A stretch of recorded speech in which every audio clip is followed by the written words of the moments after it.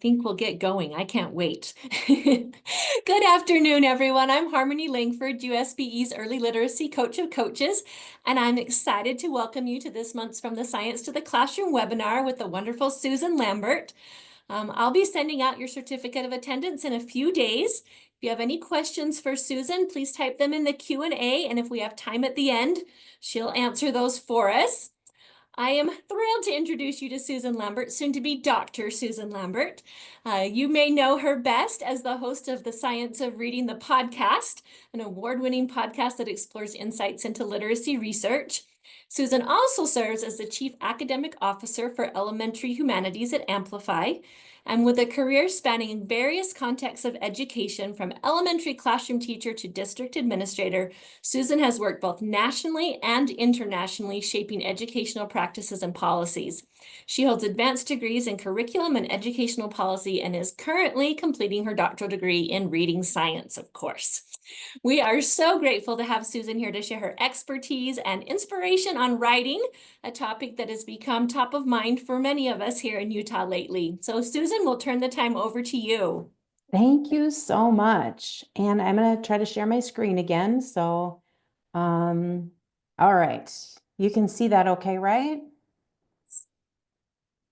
All right, here we go. I got to move my windows around. I was telling Harmony before we started, I'm not a huge Zoom user, so be patient with me as I work through this, but I'm really excited to be here with you. I was also telling Harmony that it was a long time ago that we scheduled this webinar, and so I was really looking forward to it. It's always fun to chat with people in great states that are doing great work, so thank you for joining. And I am here at Amplify. And one thing that I wanted to start with is just how we feel about teachers and the teachers of teachers, or the coaches of teachers, or the administrators of teachers, right? The teachers do a job that's almost nearly impossible, but we could not create a great society without them. It's utterly essential. And we're in your corner. I'm in your corner, helping you extend your reach and save you time and enhance your understanding of every student. And so part of what has driven the podcast and the work that we've done there is really this goal to help educators be the best that they can be, to provide the best education. Whether you use Amplify or whether you don't use Amplify, our goal is really to help all students. So another thing I wanted to remember or remind you is about some of John Hattie's work, and many of you already know this, but I think it's super powerful. So if you know anything about John Hattie, he does all this work around helping to understand impact, right? Using meta-analysis means researching the research, studies of the studies.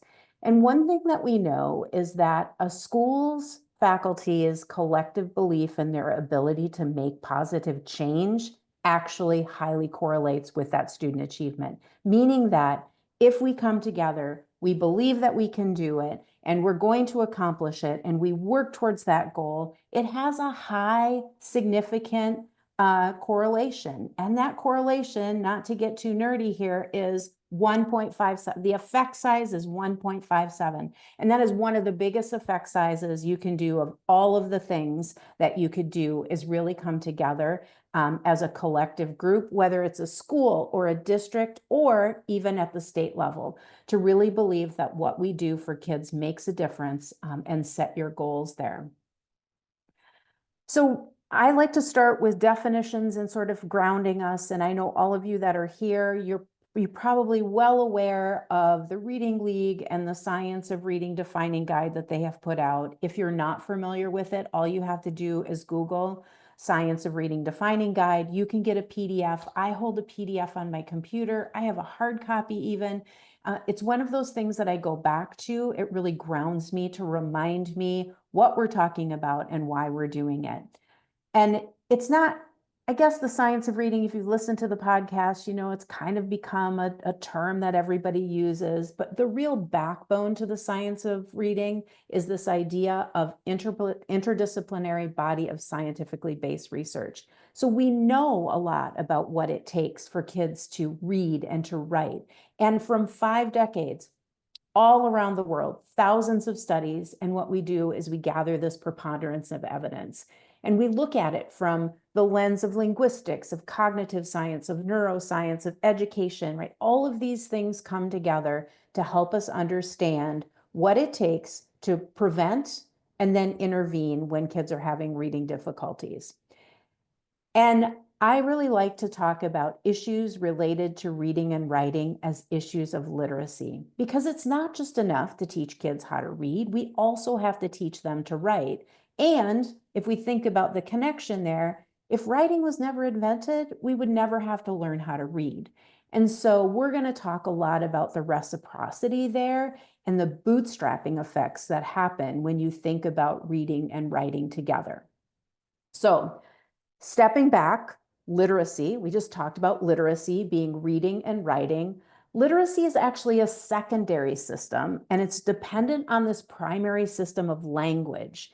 And good teachers know a lot about language. And so, just as a real quick reminder of what language is, right? Science of reading, this comes from linguistics. We have these layers of language that we need to attend to as we're helping kids develop and as we move through our use of both reading and writing. So there's the sound parts of the language, right? The phonology, that's the phonemes, the smallest part of our language, and we have to understand how those things fit in together. There's morphology, or the meaning parts of language. So we have to understand how those fit in the system of literacy. There's syntax, the construction of sentences. We're going to spend a little bit of time on that today. If you had any writing training, if you know anything about the writing revolution, you know that syntax or sentence construction is super important. There's the meaning system of the language, right? That's an integral part of both word recognition and language comprehension. Pragmatics, or how we use the language. I talk a lot for us as educators as, there is a language of schooling. And that language of schooling called academic language, nobody is actually an expert in. Nobody's born with academic language. And so we have to think about how we use that. And then, of course, the system of orthography, how we represent all of that stuff in print. And I also want to remind us that we have sort of these modes of language that we use, and we're going to look at the development of them. I've started to remind people of this more and more because I think we forget about this oral language mechanism, right? That's the listening and speaking mechanism. There's this written language, reading and writing, but all of these modes of language come together and need to come together to be fully literate and to grow in your literacy. And we don't acquire all of those things at the same time, right? It's a real progression of how this happens in the early years. So when we think about oral language, typically we talk about that oral language as a thing that's naturally developing, right? Our brains were wired for oral language. We're born to be communicators. And even before babies are born, they're already receptively taking in language. They're listening. So maybe somebody just became a grandma. I don't know.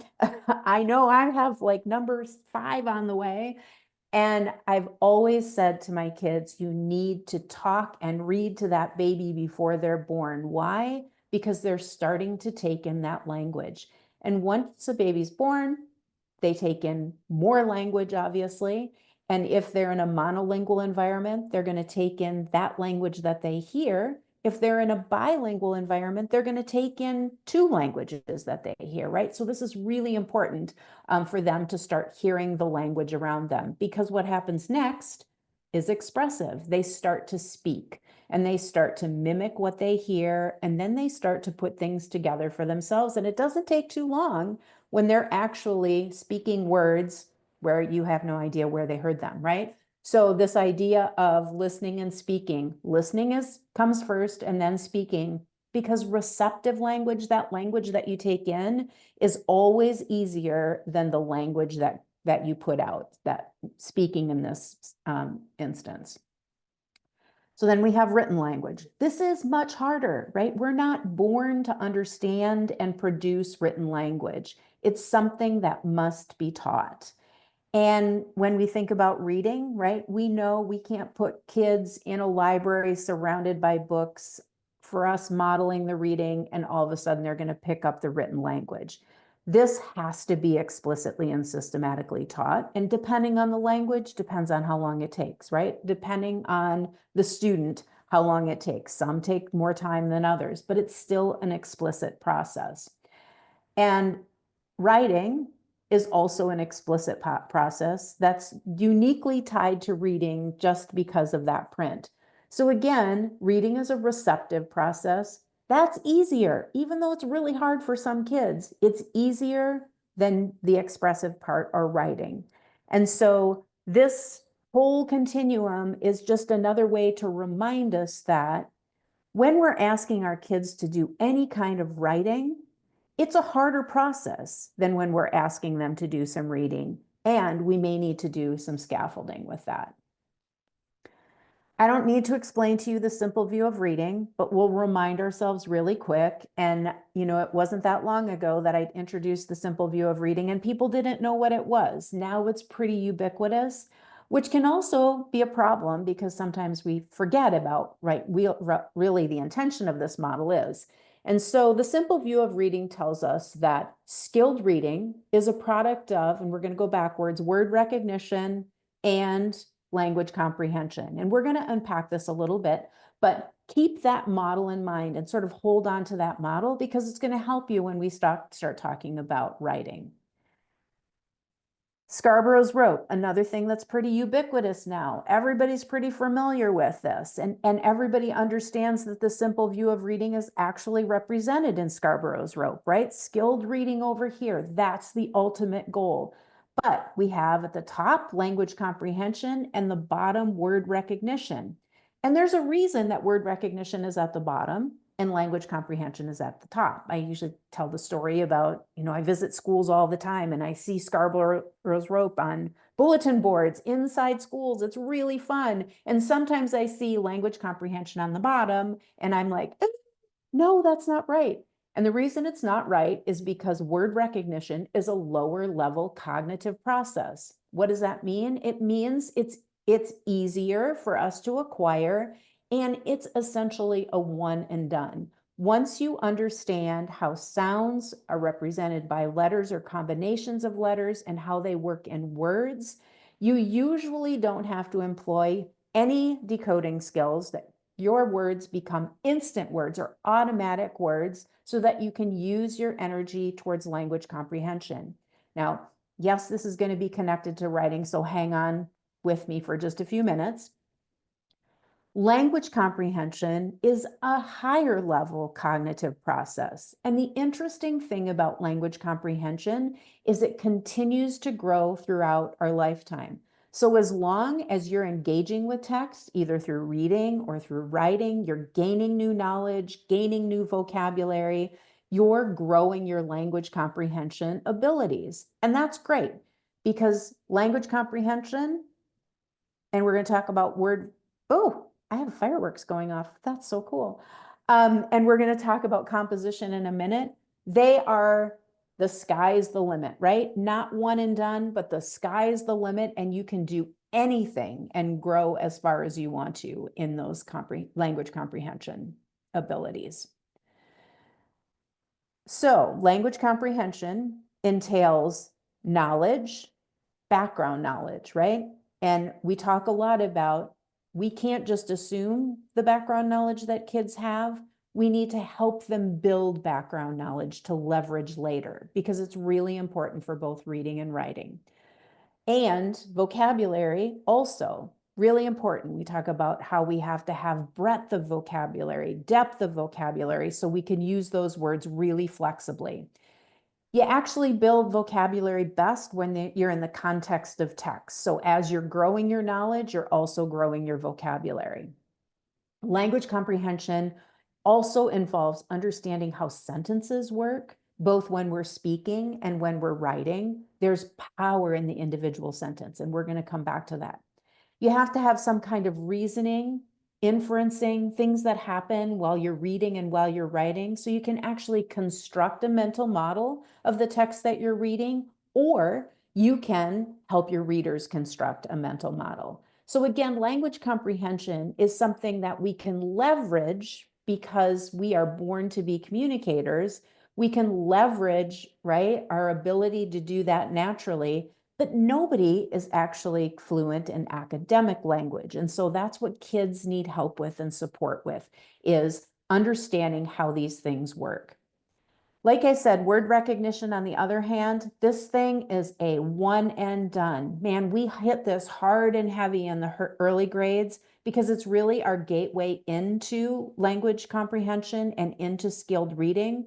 But kids need to understand that sounds are represented by letters and combination of letters. We use those combinations of letters to build words, and we have to help them become automatic. If you're a podcast listener, Harmony and I were talking about this, really encourage you to listen to one of the most recent episodes with Dr. Jane Ashby, because she talks about this really well, of phonology being the gateway into literacy. And it's really a brilliant episode to remind yourself of the importance of word recognition, because you can't get through to other layers of language when it comes to literacy without that gateway. So, reading and writing, reciprocal processes. Like any good doctoral student, I Googled the word to figure out what the origins were, right? And word origins are so fun. And learning about words is so fun, because I think sometimes we're like, oh, yeah, we know what that means. But do you really know what it means? Do you know the depth of what this word means? And I didn't, right? Its origin comes from Latin, both re and pro, and this idea of going back and forth and back and forth. That reciprocal process, or that back and forth with reading and writing, is really important. And doing it in instruction together is important. So then I went and looked up the definition, and I actually liked the second definition from Google down here. An agreement or obligation bearing on or binding each of two parties equally. So if you think about that binding part, that bearing on part, reading and writing are linked together. And when you can bind them together, I'll say it again, they bootstrap each other to produce really strong, literate individuals.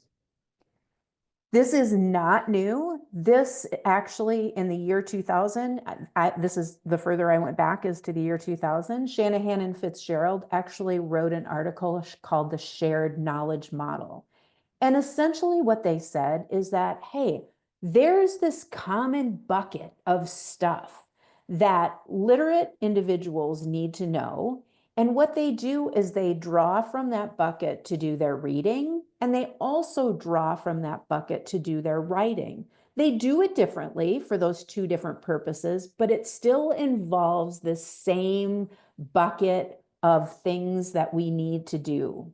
And they give a really nice table in this article, and it outlines all of these things that they believe are in this shared knowledge model. So all of these categories of knowledge, right? This looks familiar. Meta knowledge, right? Knowing that reading and writing interact, monitoring your own meaning making, monitoring your own knowledge, domain knowledge. We're going to dig into some of these. Knowledge about text, including syntax, graphophonics, letter and words, text format, and then procedural knowledge and skills to be able to generate knowledge and then use that knowledge. And so there's a whole categories of knowledge that we use for both reading and writing. Next up, the simple view of writing. So recall we talked about the simple view of reading, a model you know well. This model, the simple view of writing, is one model. It's been built upon. We have this thing called the not so simple view of writing now. We have this thing called Joan Sedita's doing work in your state, right? She has the reading rote, right? But they still sort of draw from these same two ideas. And those two ideas is skilled writing is a product of transcription skills and composition skills. And you can't have strong writing without either one of those things. Well, what do I mean by that? Transcription skills. You know, for a long time, I'm going to give away my age now, but when I was a teacher, we were having this conversation. Do we really need to do handwriting now that we have computers going on? Maybe we just need to teach kids how to type. Does it really matter if they can form letters? There is a lot of research now, and we're going to look at some of that that shows that when kids learn how to form the sounds for which they're learning to read, there is a stickiness to this. So if you're teaching kids the sound, right? You're going to teach them how to write that sound. We call it forming the letters, right? But all we're doing is teaching them how to form the sound. And when you teach them to hear the sound and then form the sound, and then they see those sounds in print and practice words using that sound, that is amazing instruction that integrates both reading and writing. Along with that, spelling, right? Kids need to learn how to spell words. And we're going to unpack this a little bit, but those need to be as automatic as we do in reading, right? With our reading sounds and reading words. Then we have these things called composition skills. And composition skills involve like using your knowledge. You can't write about things you don't know about. Being able to pick just the right word that you want to use. You have to understand syntax and the structure of sentences. And then you have to understand overall text structure. And so all of these things are the things that go into skilled writing, which is kids can write legibly so that you can read it, and they write with clarity so that you can understand it.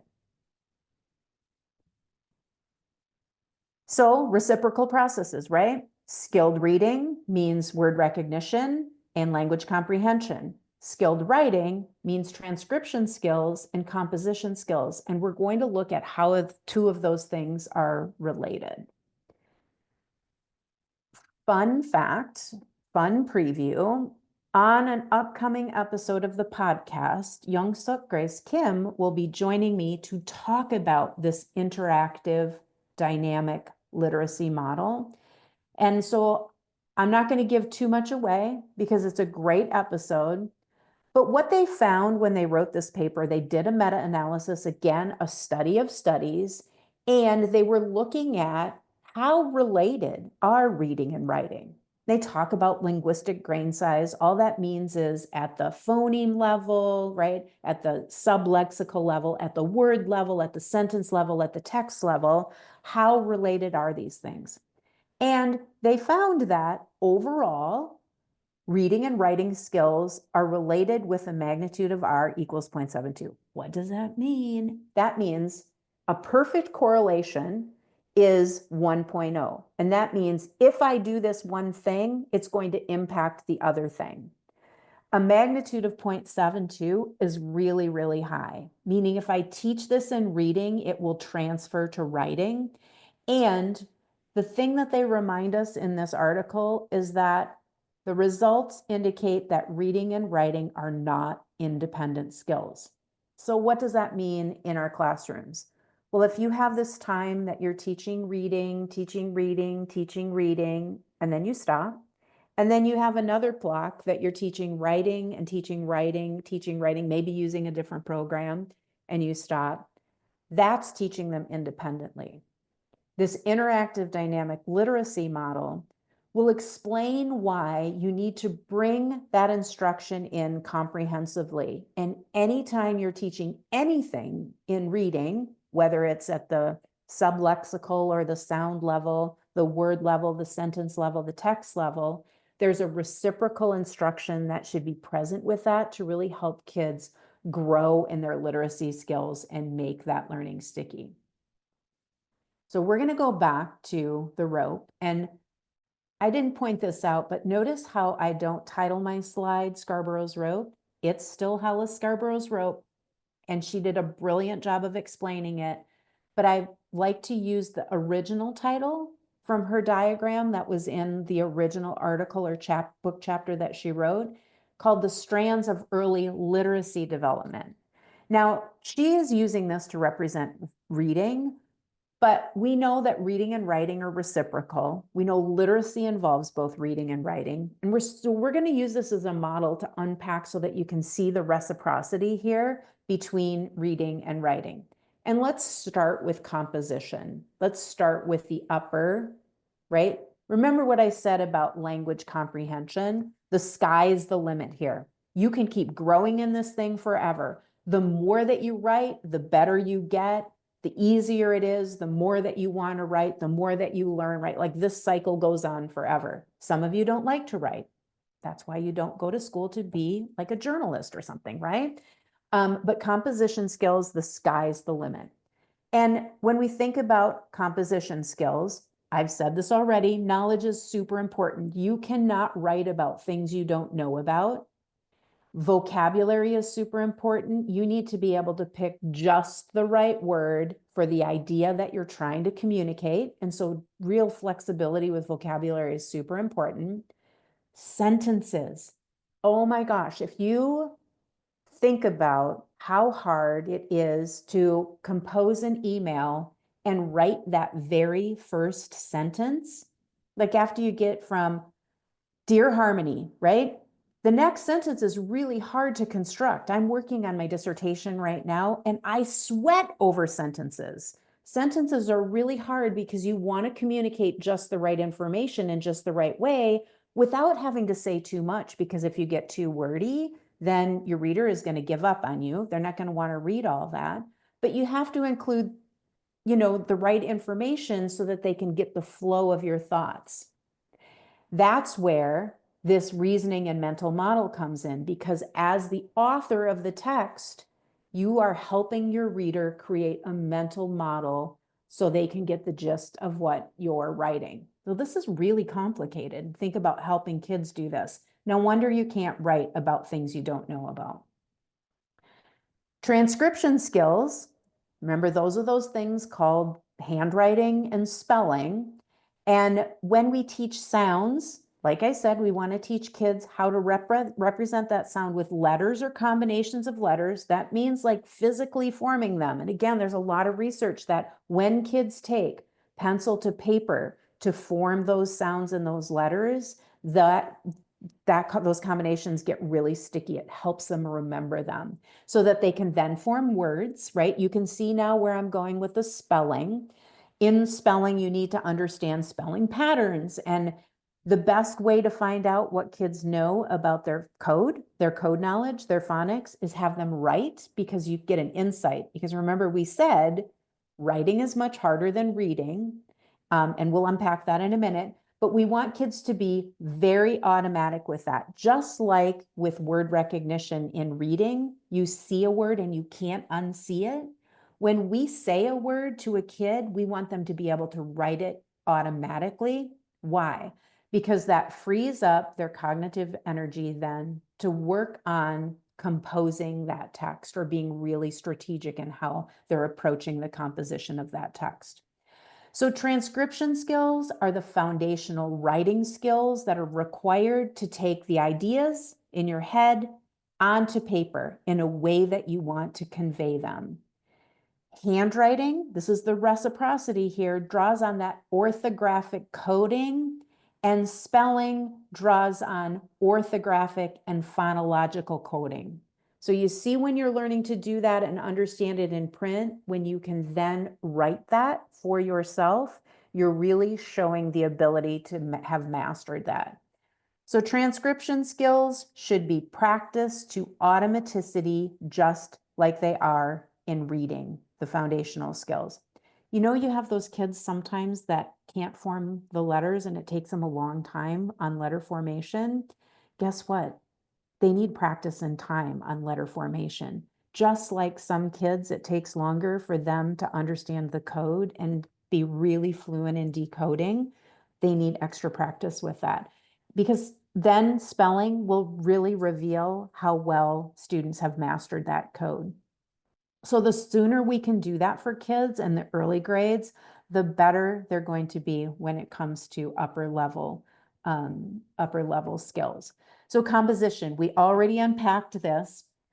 What we're going to say here is composition are language skills required to think about and organize the ideas that a writer wants to convey. So organizing those ideas in your head is sometimes really hard.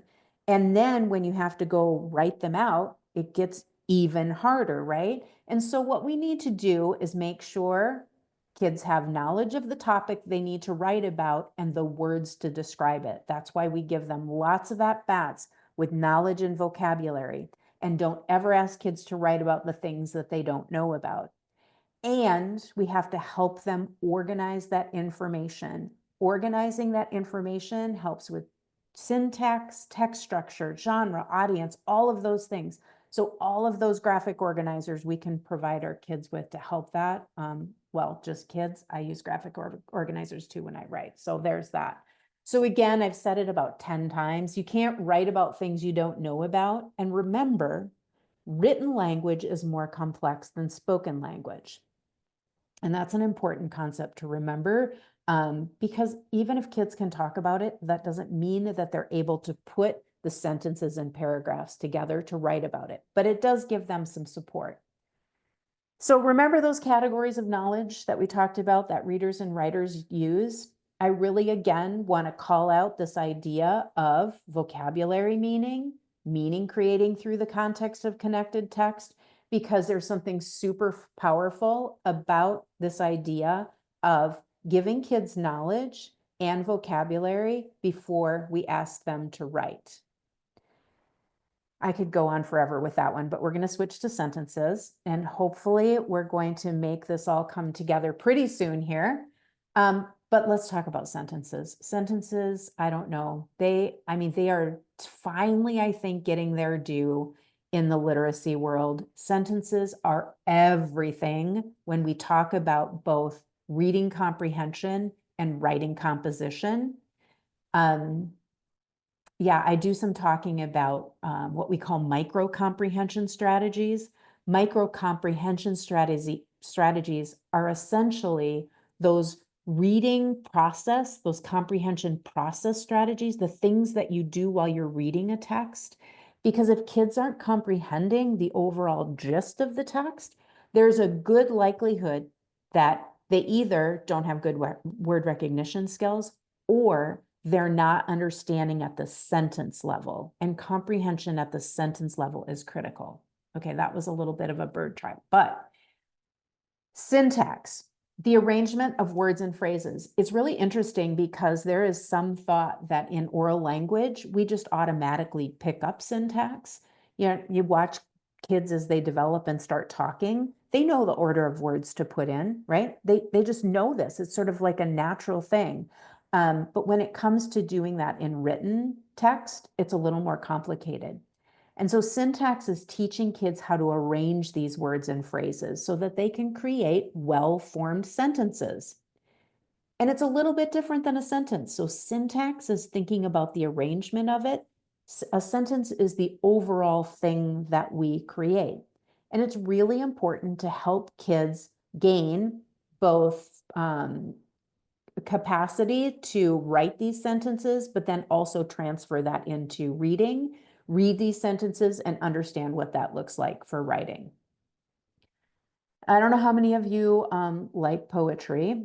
I love poetry, but I never heard of this guy Plumley, which is really funny. I can't remember how I came across his name, but he was a poet. I want to read this to you because I think it's just beautiful about this idea of words, sentences, and text. So here we go. So my first poems were prose poems, moments of specific experience realized in sentences, best word, best order.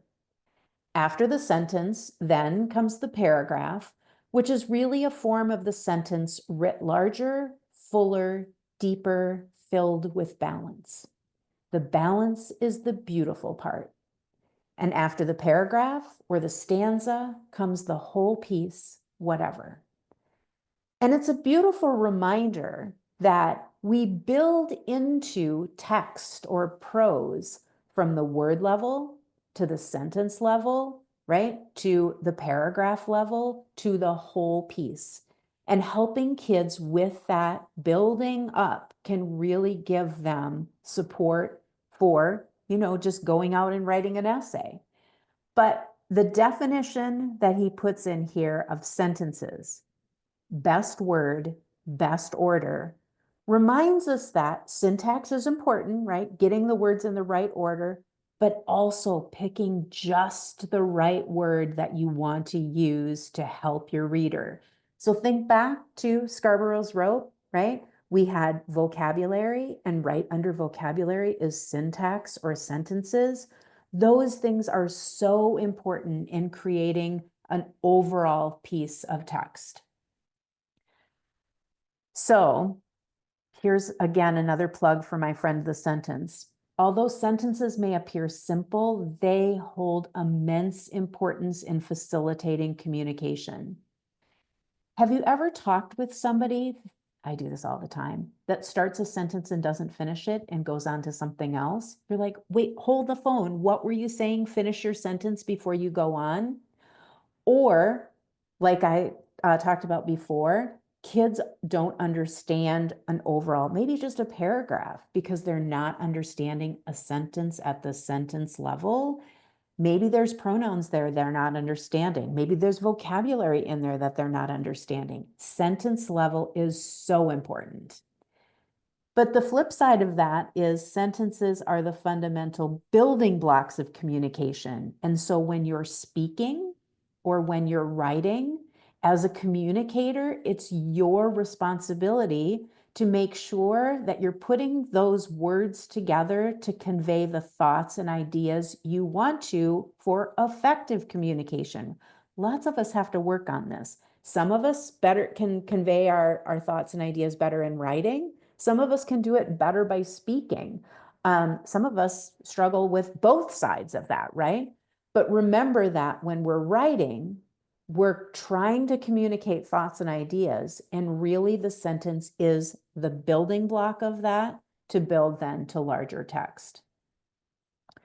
So the building blocks of writing. Number one, we want to focus on the sentence. And again, if you know the writing revolution, if you don't, you need to know the writing revolution. Listen to the Judy Hockman episode that I recently did. It's gold, and she's brilliant and lovely. And she really talks about the importance of focusing on sentence. You need to help kids organize thinking to best convey ideas. That's those graphic organizers that you can use. And then also leverage oral language all the time. Kids need to be talking about the things that they're learning. And I know it used to be quiet classrooms, noisy classrooms, whatever, right? There needs to be purposeful communication happening in classrooms. And if kids are only ever taking that information in, if it's a whole lot of teacher talk, kids aren't using that language. And when they don't use that language and those ideas they don't make it to your long-term memory. So what do we do when we focus on the sentence? We're going to talk about three things. We're going to focus on sentence types. Yes, they are really important. We're going to even talk about how they're important for fluency. Sentence expansion to help kids then expand their ideas, and sentence combining. We're not going to spend a lot of time talking about organization strategies, but any pre-writing that helps kids plan or generate or organize their ideas for writing is really, really, really important for their thinking process. Oh my gosh, I remember as a third grade teacher, really, do I have to teach these sentences? What's a declarative? What's an imperative? I think these words are less important, the declarative, imperative, interrogative, explanatory, than the idea behind them. So sentences are constructed using words. I'm communicating something, right? Don't underestimate the power of a sentence. I'm also communicating something, but in a different way. Do you know all the ways to construct sentences? I'm communicating something. I'm trying to get information from you. Please provide instruction about sentences, right? Communicating something again. So same topic for all of these sentences, but used in different types of sentences communicates something different. I think that's the really important thing here. And We shouldn't think about basic sentence types just in written text or in reading or having kids write them. Kids need practice with this, hearing them in the oral environment. So when you're reading text aloud, like oral read alouds are so important. A reason that they're so important is they help kids understand things like punctuation. And the things like punctuation here helps them understand the type of sentence it is. Not that they need to put these words next to them, but they need to hear the flow of that language, because that flow of the language helps them both with reading comprehension, right? That's called fluency, the flow of language, and also helps them compose sentences. Like, what kind of sentence do I want to pick to be able to communicate just the right thing I want to communicate? So don't underestimate basic sentence types and how important they are as foundational literacy skills. This again comes from Writing Revolution. And if you think about these sentence starters or sentence expansion, now this was something new to me when Writing Revolution first came out and I started to dig into it. So they seem like simple sentence starters, right? Sentences are important because, sentences are important, but sentences are important so. Think about what comes after the because, but, so. It's a different kind of information, right? You have to then express your knowledge a little bit differently. And so when you ask kids to use these because, but, so, maybe not in their text composition right away, but maybe you're doing it in social studies or in science or in response to a text that they just read. Do some sentence starters with because, but, so. It helps them look at that information from all different angles. And in this situation, sentences isn't just a word, right? A sentence has, that word sentence has a concept behind it. There's meaning behind it, right? There's all kind of things that go with it, like what's a complete sentence or an incomplete sentence, the kind of sentence that we use. It helps kids think when you use things like this multidimensionally. And so all of a sudden your knowledge isn't just knowledge on a page, right? You're starting to give it dimension when you think from all angles. I wish I could see you and I could ask you to raise your hands of how many people were taught fanboys. I never was. And so when I was introduced to this, it's like, oh, that's cool. But I know there have been some people, not a lot of people, but there's some people that have been taught this fanboys. Fanboys is for, and, nor, but, or yet. So again, when you're combining two simple sentences, using and, you're going to combine those ideas differently than if you use or yet, or so, right? And so teaching kids to recognize these in print, right? Look at a sentence that uses the word and. How is that different from a sentence that uses the word for? When you can help them explore that, then you can help them then do that in writing, and helping them combine two simple sentences using one of these fanboys really helps them, again, get to that abstract information or the abstract writing that they need to do. Fun fact, sentence combining is a really good ELL strategy too. And so if you're not familiar with Color in Colorado, it's a great place to go for ELL strategies. But sentence combining really helps kids write detailed, rich sentences that have more complexity. So they're not just a series of simple sentences, which gets pretty boring for the reader after a while. Okay, so I think what I'd like for you to do is to stop and write a short paragraph. We're looking forward to summer, right? We were just talking about it. Write a short paragraph that describes your favorite summer mixed drink. Make sure you include details about the ingredients and then the procedure used to create the drink. So I'll just give you a couple minutes to do that. Actually, I'm just kidding. I don't want you to write that paragraph.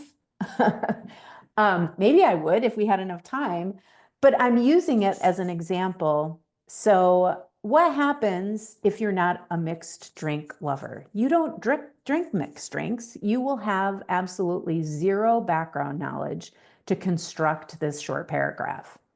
Let's say you love a good mixed drink, but you go someplace where your favorite waitress or bartender will actually mix that mixed drink for you. So maybe you know what you like and you know how it tastes, but you actually don't know anything about the ingredients and you cannot say anything about the procedure. And maybe there's some of you that bartend on the weekend and know all about mixed drinks, and you could do all of this. You could describe it, you could do details about the ingredients, and you could actually write out the procedure. What's my point? My point is, don't ask students to write about things that they don't know about, because you're going to get kids that are going to sit there and look at a blank piece of paper and not know what to write. And there may be other kids that are going to write a whole lot, and setting them up for this isn't doing anything in terms of instruction. It's an activity that draws on what kids know. So build that background knowledge first. The best example that I can provide of this is, think about coming back to school after the summer break, and you ask all of your kids to write about, tell me the best thing you did over summer break. What was the most fun? What vacation did you take? I want to hear all about it, and write that in a paragraph or two. What about that kid that had a horrible summer break, that didn't do anything, didn't go anywhere, and there was nothing fun to do? It's really demotivating.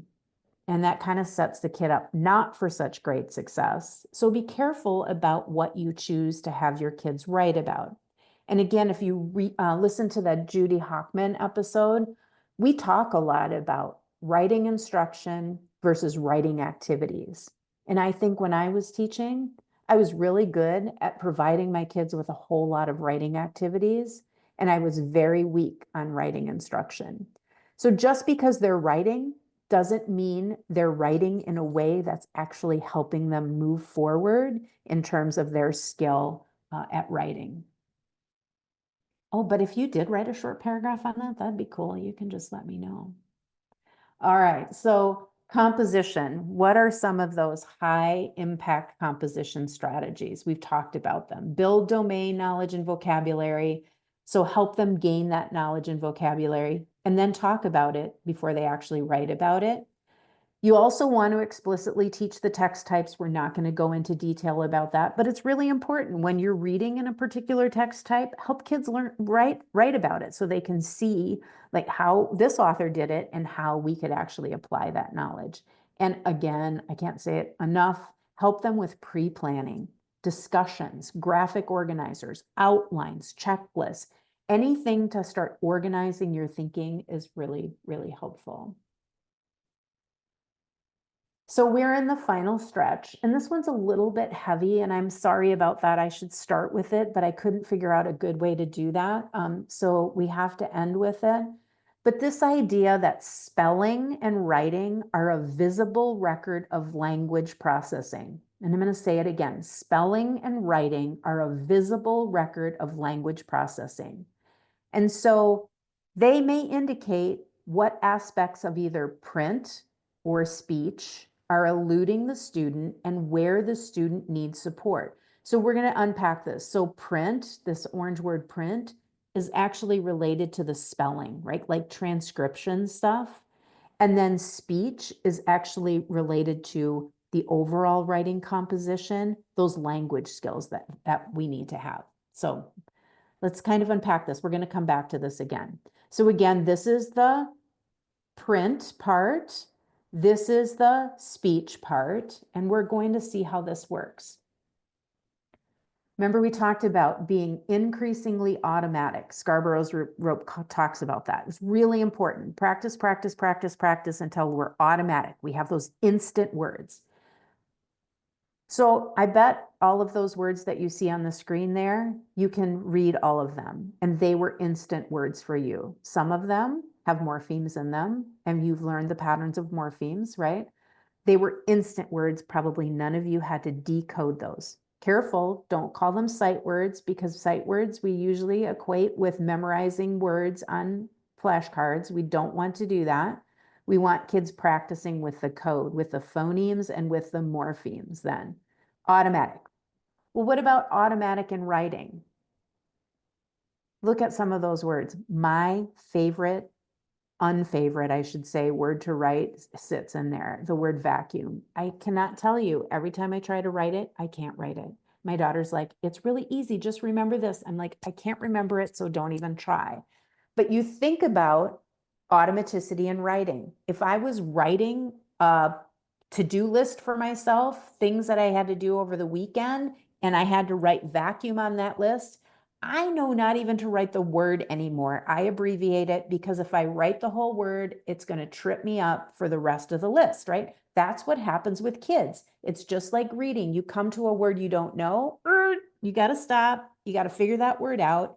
And that has impacted your reading comprehension or the flow. The same with writing. You're writing, and you got to stop and think about how to spell a word. Guess what? All those thoughts that you were trying to write, they're gone by now, because our working memory is only so big. So automaticity in writing is just as important. So let's go back to that Adams quote. I know I said this was going to be heavy. At the end, it is. Spelling is a visible record of language processing. It may indicate which aspects of print are eluding the student. So if there's some common patterns in words that the kids can't spell, guess what?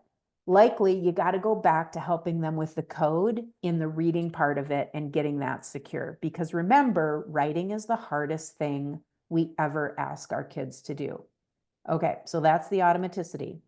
Now let's think about back to Scarborough's rope, right? That language comprehension part, that word that curves around is increasingly strategic. We bring all of our knowledge, all of our vocabulary, all of our understanding of sentences and text structures to a text every time we read it. I guarantee if you have kids and you go home tonight and you're going to read your kid a book before bedtime, unless you've memorized the words, you're actually a little strategic. It might be easier for you to read that, but you're still going to bring strategies to that. You're going to bring your strategic thinking to that reading. Because what do? Strategic readers construct meaning by interacting with the text. That means during reading, you're interacting with the words on the page and the sentences on the page. This requires fluent reading to allow the reader to focus on the meaning of the words, sentences, and overall text. Now, fluency comes not just from automatic word recognition, but also syntactical phrasing, right? So you all know the let's eat, grandma, or let's eat, grandma, right? Like that comma in that sentence is super important in terms of the meaning of the sentence. The same thing when we read print. That phrasing is important to fluency. Well, guess what? Strategic writers communicate meaning. So when you're writing, you're communicating these ideas by constructing the text. And that requires fluent writing to allow the writer to focus on the construction of sentences and then paragraphs. So what happens? Kids can spell, write the words, but their writing is really, they have a hard time getting those sentences down. Well, guess what? It's a visible record of language processing, and it may indicate which aspects of speech are eluding the student, or can they put those sentences together, right? So when you look at and break down the things that you're asking kids to do, it could help you understand where instructions should focus. And sometimes, in order to help kids be better writers, you have to take them back to texts that they don't have to construct, that they can look at and you can use as a model. So, Steve Graham, there's another great podcast episode. I'm telling you, I've listened to that one about 4 times. Steve Graham, our favorite researcher around writing, wrote in 2020. So this was after 20 years after the Fitzgerald and Shanahan, is that he really believes the sciences of reading and writing must become more integrated, that they're too narrowly focused on to teach each other either reading or writing. And I think this is what's happened in the classroom is that we've had research focused on just reading, research focused on just writing, and we've ended up separating those two things in our literacy instruction. You remember, like, I don't know, 45 minutes ago when I first started to talk about how reading and writing were reciprocal and how Young-Suk Grace Kim found in their meta-analysis that they're correlated by 0.72. Guess what she did? She took his advice and she put together this interactive dynamic literacy model to say that whatever you learn sublexically, the sounds represent that in print. Whenever you're learning how to spell words, make sure, or when you read words, make sure you learn how to spell words, right? So that reciprocity needs to be apparent in your reading instruction. Okay, I don't have to plug the podcast because I've already done it, but I will say watch for that Young-Suk Grace Kim episode because I don't know if you're familiar with that, but she talks about this model as a house and the way that this house is constructed as it relates to both reading and writing. All right, I am going to stop sharing. Harmony, did I leave time for questions? I think we have 5 minutes. I can't hear you though. There we go. It Okay, wasn't unmuting, but I think I'm back now. you are. Does anybody want to throw a question in the chat box? This is the chance of a lifetime. Well, I don't know about that. It's really fun to think about though, and to reflect on myself as a teacher and even as a principal, about how I didn't understand this, right? I didn't understand how to leverage one to help with the other and how to use writing as a model for reading, and really being explicit about that. Absolutely.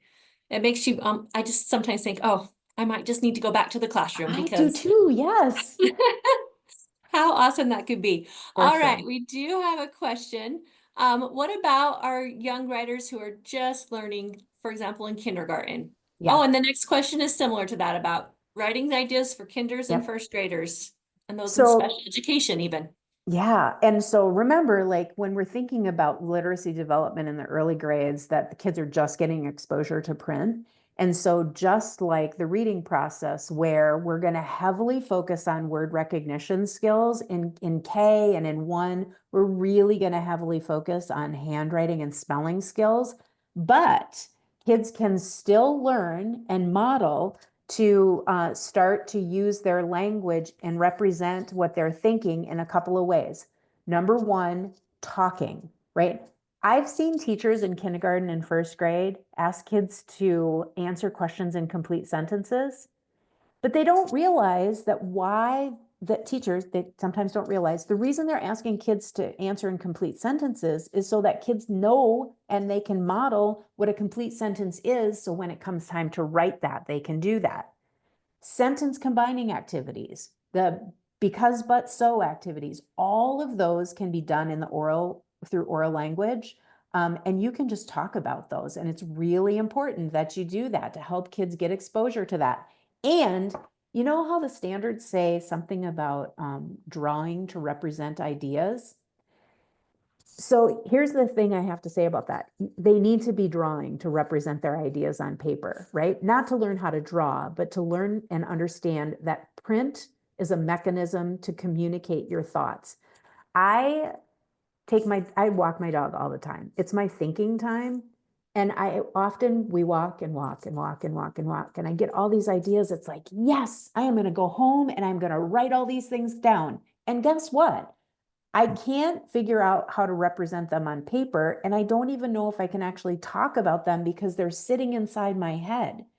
And Steven Pinker talks about this, right? Language inside your head and language that comes out your mouth or you write out is often different. And so we need to get kids words, ideas, and all of that in their head and teach them how to get that out, both through drawing and through talking. And so leveraging oral language in those early grades is super important. Also, modeling some of that writing is good for them too. I love it. That was an excellent answer to that question. Oh, and someone's given us a thumbs up. So Great, I'm not the yay. only one that thinks so. I love that. Well, Susan, thank you so much for everything you've shared to help us understand that powerful reciprocal role of reading and writing in literacy instruction. And you've given me a whole list of articles to go read to further my learning on this topic. And yes, there's a couple of those. You reminded me of some of those episodes. I'm like, yes, that was a good one. I need to go re-listen to that one as well. So For sure. I'm Well, sure thank you. others will too. Thank you. And to our participants, be sure to join us next month for our final webinar for this school year on April 14th at 4 o'clock, when Jamie Peevler will join us to share her expertise. Oh, Susan's the My very friend Jamie, she's amazing. Oh my gosh.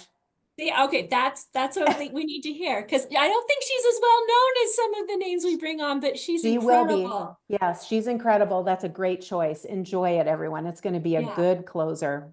Fantastic. And she's going to talk to us about the power of practice in building students' mastery of those literacy skills. So be sure to join us. Again, I'll be sending out attendance certificates in a few days. So watch for those and enjoy your evening, everyone.